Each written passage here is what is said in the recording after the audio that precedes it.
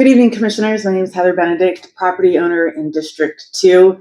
I'm here to support Proposal 1 regarding the Superior Court Clerk.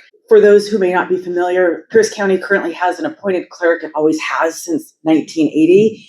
It is only one of 4 counties in Washington State that appoint their clerk. It is the only county that actually does not give the clerk a seat at the county. They are 2 layers below the executive, who is not part of the judicial system. This proposal does not remove the current clerk. It simply makes the position accountable to voters, the people. If the current clerk is doing a good job, then let the public vote up, keep him there. He can stand for the election, present his record, and let the public decide. That's how accountability is supposed to work. Right now, that structure is different.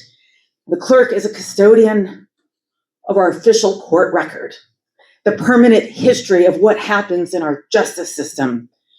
But instead of answering to the public, they answer within the executive management.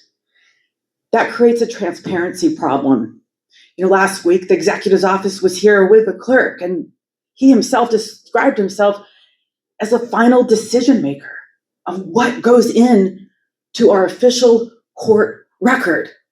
So the question becomes, should an executive have the final authority of how our court record is managed? We're seeing the consequences of what's happening. The Washington State Auditor identified serious gaps in financial oversight, and the executive said, oh, it's all fixed. Well, that fix was during a 5-month period where there was no clerk.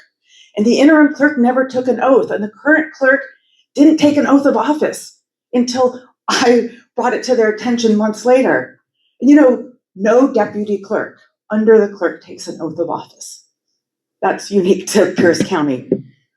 They don't sign your court orders anymore. They're ghosts. They've taken the name of the clerk off of the actual door and the filings. The clerk is the executive. These layers of bureaucracy.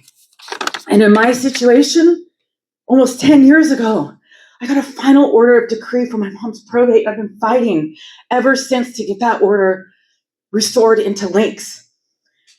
And I can't get a 10-minute meeting with the clerk in 10 years. You may have seen me at county council. I go there a lot. And the answer only is to make the position of the clerk elected for its first time since the commission charter, since 1980. Thank you for your attention, and I hope, please, that P-1 moves forward.